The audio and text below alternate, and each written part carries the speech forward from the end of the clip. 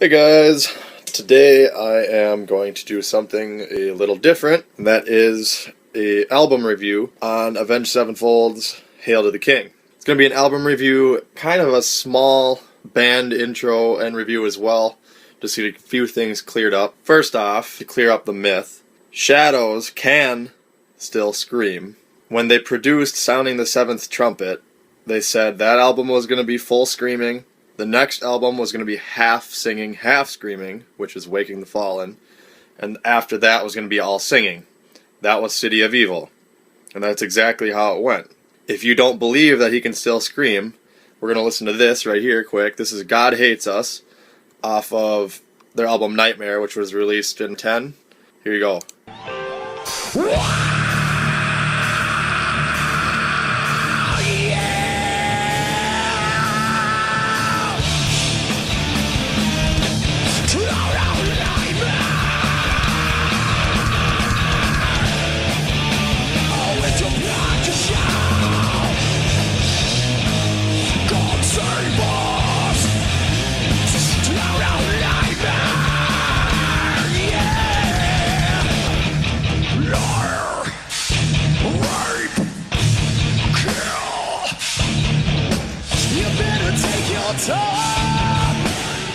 You better take it slow.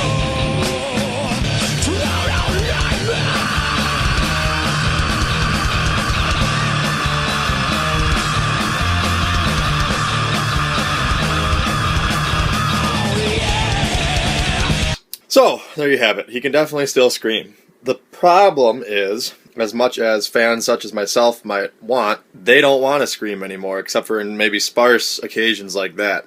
I became a fan, this has now been pushed, mainly because I felt when they came out with their self-titled album, I kind of lost a lot of interest in them. Didn't grab me as much as it should have anymore. So they kind of got bumped to number 2. Parkway Drive is now my favorite band. Avenged is very close, second. But became a fan when right after they came out with City of Evil, and at the time I didn't like screaming. I was like, good, because I believed in the whole he can't scream anymore thing. I was like, good, I don't like screaming anyway, good. But then somehow I backtracked to Waking the Fallen, and I still think that's their best album. City of Evil could probably tie that, but I like the Waking the Fallen just because I like the heavy screaming and blah blah blah blah. So now we're going to talk about their fan base, because everybody's hemming and hawing about that. So, Avenged has millions of fans, and what you have to realize is, most people watching this video, most fans of A7X in general, did not really jump on the bandwagon until either when Nightmare came out in 2010, or when their self-titled came out in 2007. Most people would say they've been in the music industry for a small amount of time. I think it's kind of long, just because when I look back, it makes me feel old now, but they were founded in 99. Their first album, Sounding the Seventh Trumpet, came out in 2001. So all these current fans probably don't even know about or don't like their earlier work. So you're going to have the diehard fans that are going to like whatever they put out no matter what, just to say they like them.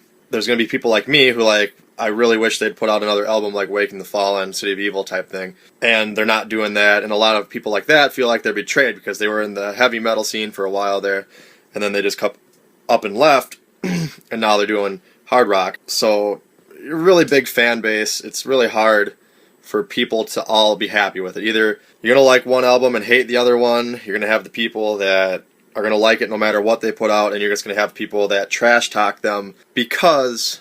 Now, I can't really blame them, because a lot of people, they hype up Avenged a little too much, and you get exposed to them too much, and people don't like them because it's getting crammed down your throat. Can't really blame them. So, now that I'm done ranting about that and kind of clearing the air, we're going to start the album review on Hail to the King. I don't have the album to show you, because I bought it on iTunes, the deluxe edition. When I first got it, because I was so anxious about it, I was really cautious about how this was going to sound, because you really have to appreciate them. You have to watch their making of all their songs, watch all these videos on YouTube about the makings of their songs and stuff. It really helps you appreciate them more. Like when I first listened to their self-titled and Nightmare, I didn't really get into it. I was just like, what is this stuff, But once you listen to it a little bit more, you kind of get into it and realize there's a story behind it. Hail to the King, I kind of skimmed through every couple minutes just because I was excited. I just went 2-minute mark, 5-minute mark, and I wasn't real happy with what I heard, to be honest. So then I just listened to it from front to back, and I'm actually pleased with it. Like I said, I would like more of a Waking the Fallen tone from them still, just because that's who I want them to be. But they're musicians. They want to put out different sound. They're doing a lot of stuff that people aren't doing. A lot of bands, they just put out the same sound every album, and it just gets kind of boring after a while, where, Sound of the Seventh Trumpet was heavy, Waking the Fallen, half and half. City of Evil was all singing, but really good drum and guitar oriented. Self-titled album, like I said, didn't get really huge into, but, they got organs playing on the critical acclaim, like introducing stuff like that in Nightmare. Hail to the King has a lot of orchestration in it as well. So I ended up being way more pleased with this album than I thought I would be. Alright, so I'm going to go through each song one by one individually here and let you hear a clip of it and give you my thoughts on it, what it might mean, what I think of it, blah blah blah. The first one is Shepherd of Fire.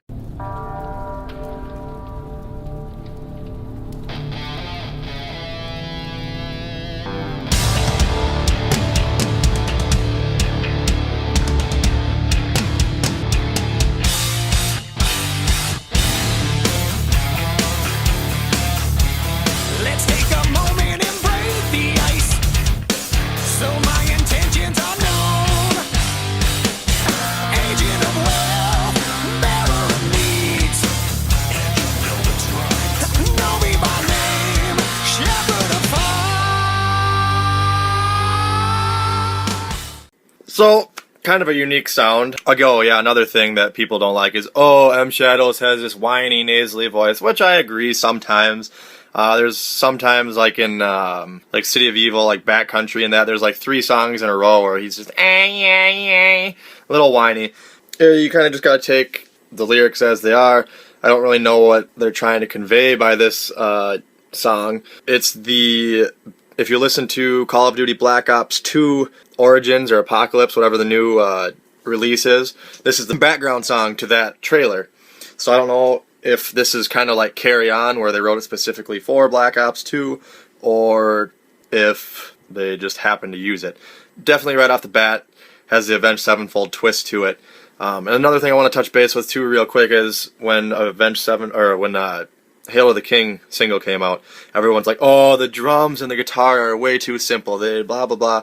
That's the point. They want this album, everything to be stripped apart so you can hear everything individually, so nobody's stepping on each other's toes. They don't want, you can't hear the drums because the guitar is playing, and you can't hear the singer because the guitar is high-pitched solo or something, Separated and simple. But you can hear, this is Sinister Gates, the solo of Shepherd of Fire. You can hear it's clearly not, it's not the most intricate thing ever, but it's pretty fast, it sounds pretty good.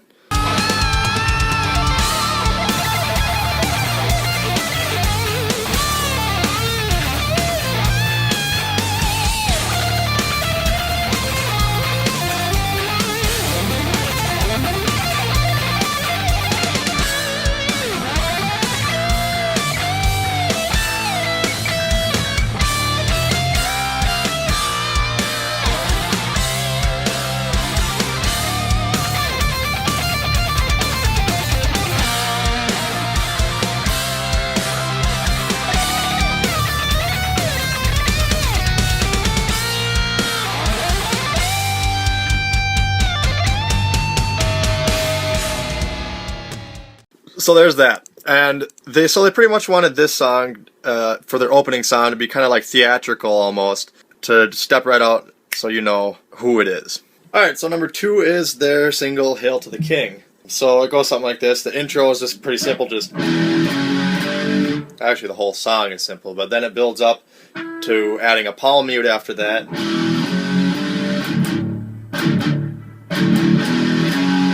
And then it breaks into the...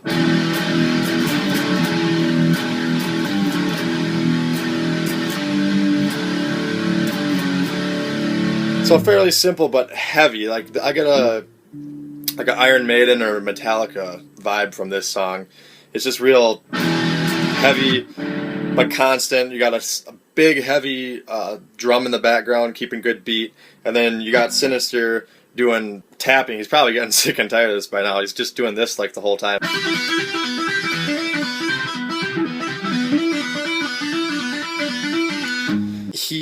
I watched one video, he was explaining that he got into this, I don't know how, he says it's like a gypsy guitar playing style with all this kind of tapping going on, but I think it's a pretty grooving beat, pretty catchy. A lot of people are probably sick of hearing it on the radio by now, but I still think it's a good song. So Hail to the King is their solo song, or their single that they chose to market the album, to give everyone a good idea of what it was going to sound like. They wanted it to be dark, heavy, simplistic, but at the same time all the instruments are overpowering, not on each other, they're just powerful in general. You can hear everything going. A lot of songs, I can never even tell there's a bassist, to be honest with you, between the drums and the guitar, but you can actually hear the bass in most of these guys' songs. So that wraps up Hail to the King. So on to number 3, Doing Time. They were going for a Guns N' Roses Aerosmith sound for this one, and you'll hear why. You'll hear that in a second here. Shepherd of Fire, moderate pace. Hail to the King is a little bit slower, you know, head nodding deal. Doing Time ups up the speed a little bit to kind of get you out of that trance, keep you entertained. So we will start that one.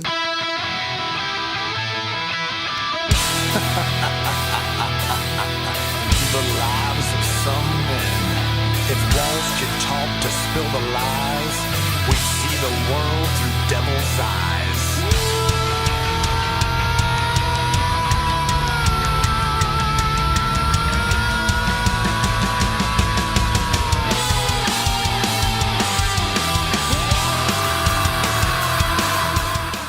So that was a pretty good get kicked in the nuts. Guns N' Roses hair band scream right there. He did a good job on that one, I have to say. So the lyrics on this one are basically about, obviously, doing time, not needing lessons, blah, blah, blah. Just kind of upbeat. I'm going to try to find the solo for you here.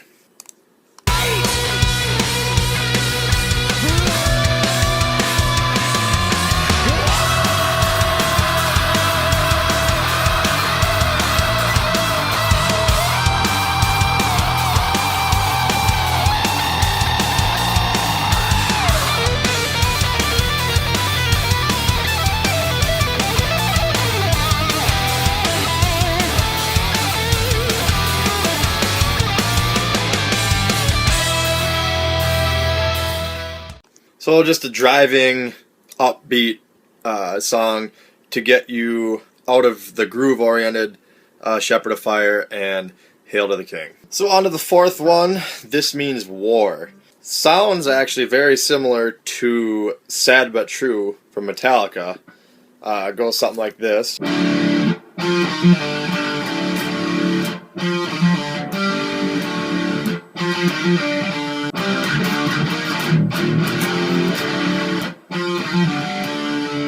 And that's pretty much how it goes the whole song. Again, nothing super fancy, just some heavy, dark sound to it. So here's the actual song.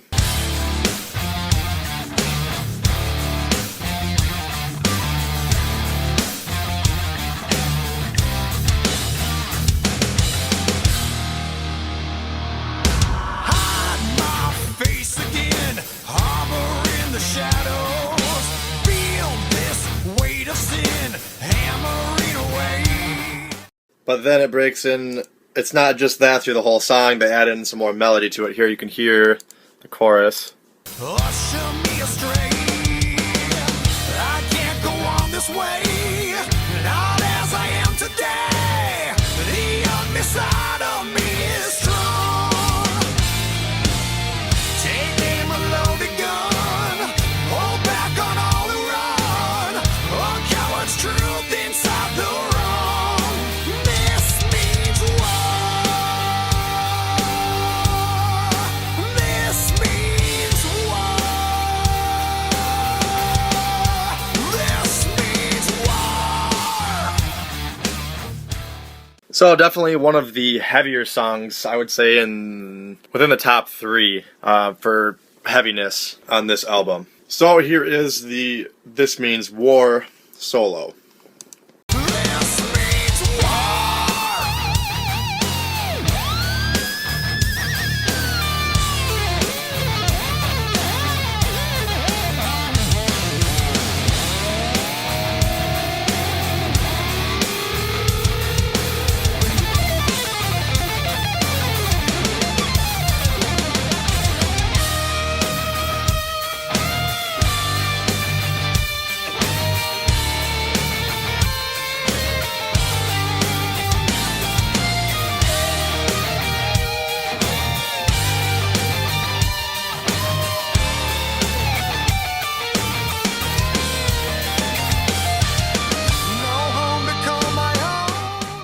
So again, heavy, boot stomp, groove oriented. And then we move into number 5, Requiem.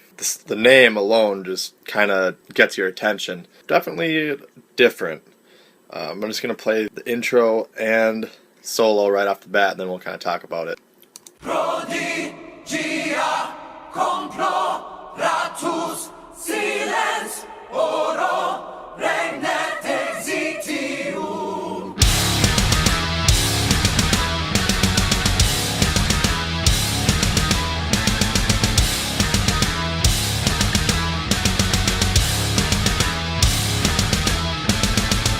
Days of warning, night brings morning. My prayers worthless, heaven is burning down.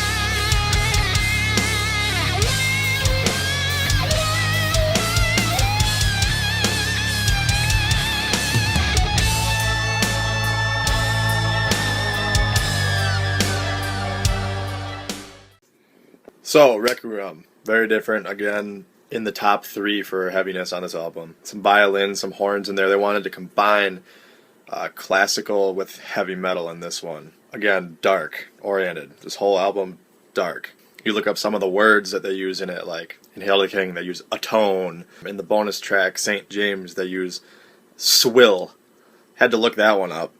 A lot of them originated in like 1500s and stuff like that. Real old, timely Hail to the King stuff. So that's how far they've gone, even to the vocab with it. So, on to the next one. 6 is Crimson Day. It's a ballad, slower song, softer song. I'm going to quote Sinister Gates and Johnny Christ here directly, where Sinister Gates says that it has kind of a sincerity, like an Elton John sound to it almost. And Johnny said that the lyrics on this, Shadows wrote loosely based around M. Shadow's son that he just had. So, we will play that one for you. The sun came out and brought you through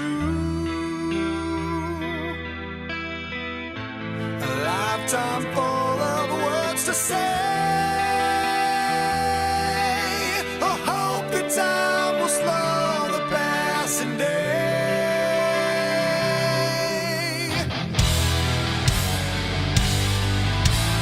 I've been wrong, time's over. So, starts lightly, breaks into a heavier rhythm, electric guitar. Once again, proving Shadow's, I believe, really good vocals. I mean, he has really good range, pretty hard to beat.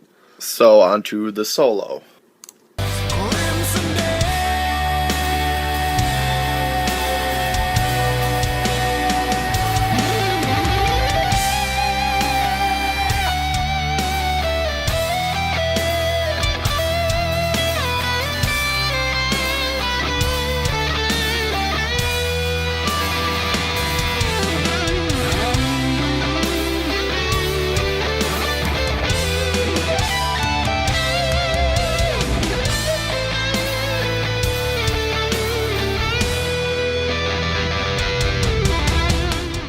There you have Crimson Day. I think if you liked Seize the Day, you'll probably like this song. Like I said, it's the softest song on the album. Kind of gives you a break from the old school style music for a song and something a little more serious. So the next song is Heretic. This one, they kind of stepped away from the blues sound and got into a more melodic thing.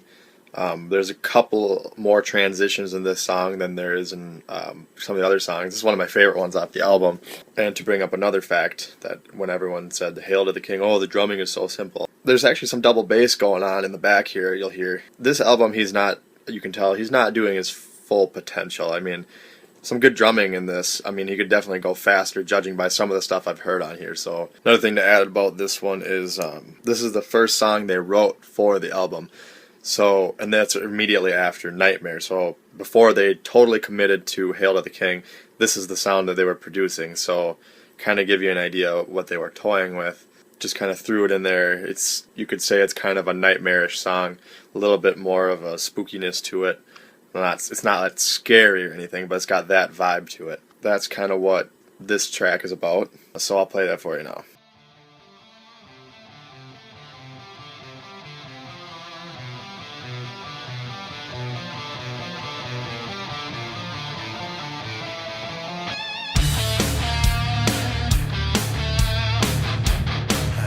Search for blood, but that don't matter anyway.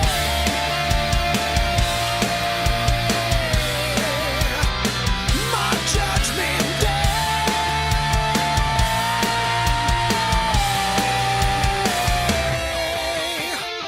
my flesh will feed the demon. Madmen define what matters. Heretic blood.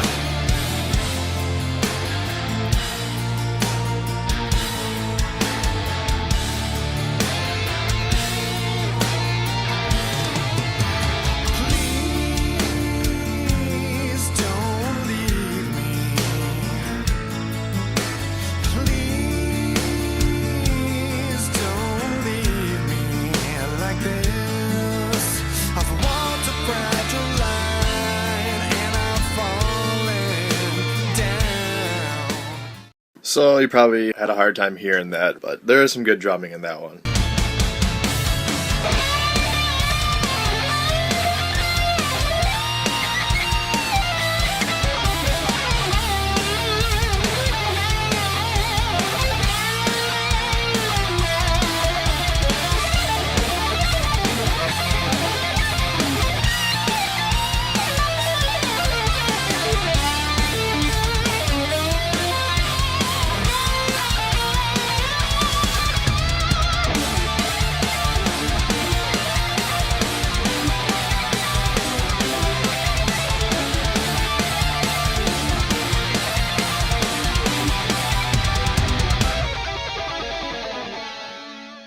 So this is the second, you got Doing Time, and then this is the second fast-paced song. This song specifically, pretty much the whole album, they stated they took real-life scenarios, fantasies, whatnot, and kind of blown them out of proportion a little bit to create the lyrics for this album and this song, more specifically. I've been away, searching for a reason, another purpose to find.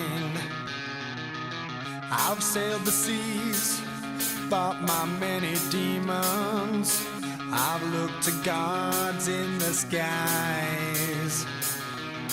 I've stood in hell where many had to suffer. I stared the devil in the eyes.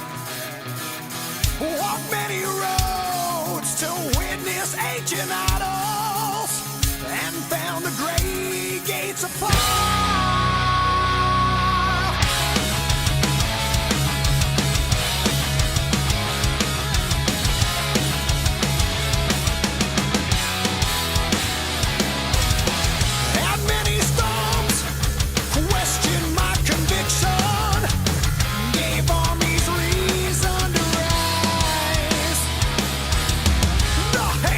Searching for bones he can borrow.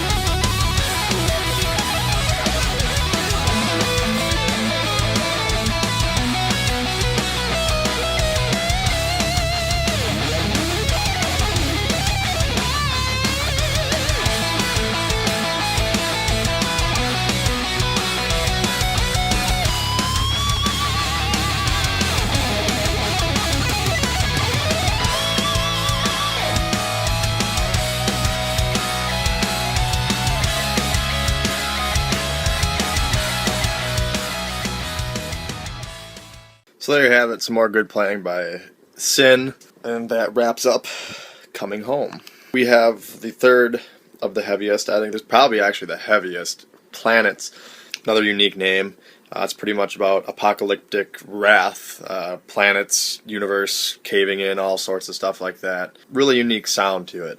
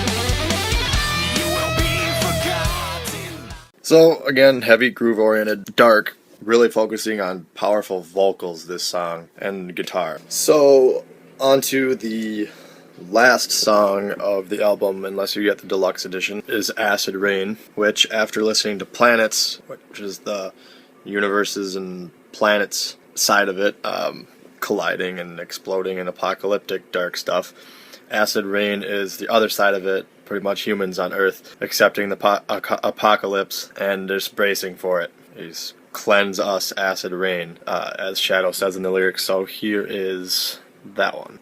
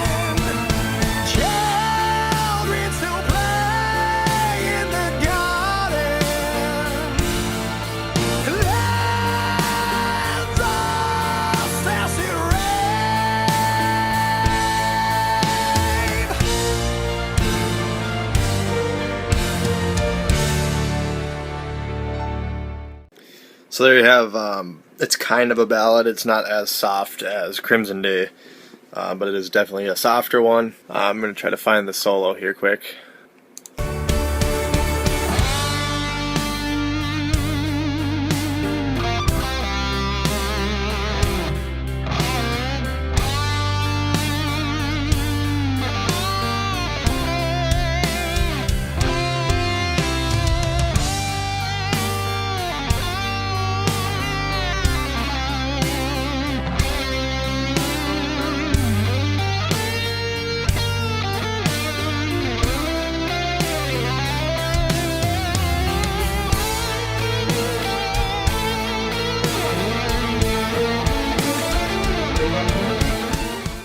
So there you have Acid Rain.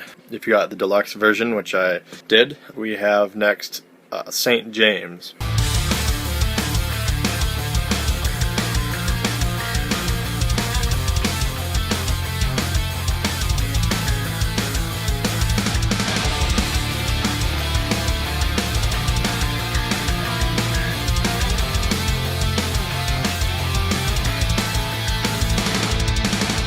This is the story of a man who conquered life drinking and ship unmanned. Sometimes our saints are sinners, they blur the light to lead the way, their way. Raise hell and a glass in reverence, the fearless lives of our great saints, our saints.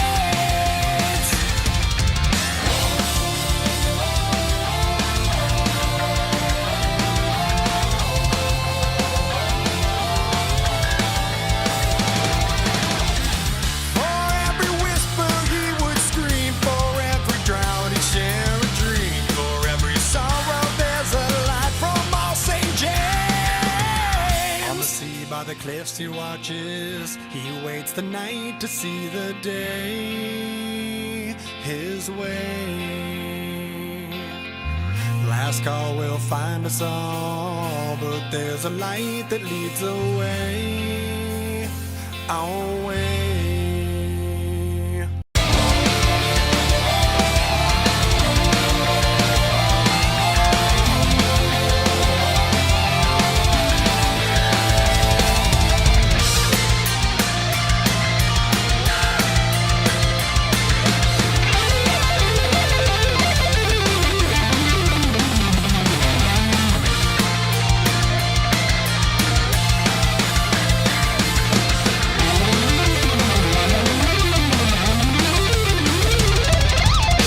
It's by the sea, and that night's end, that's when the sins will begin. That's when he had that certain light inside his head. So there you have it, St. James on the deluxe edition only. If you've listened to their album Nightmare, you know their song So Far Away is a tribute to the Rev, Jimmy, their drummer that passed away. This song is the light side of it. It's the light to the dark of So Far Away. It's more of explaining how he was a good guy, lived his life to the fullest, etc. So that pretty much covers the album. So I'm going to rate this now overall. I'm not going to be biased. In fact, I'm going to rate it 1 out of 10, or 1 to 10. I'm going to give it a solid 8. I don't think I'll ever hear a 10. So for something to get a 9, it would have to be pretty mind-blowing. So, and like I said, this was a lot better than I expected from them. So let me know down below what you think. Subscribe and let me know what you think about their album and about the review. And if you have any ideas, opinions, we can discuss it down below. Thanks for watching.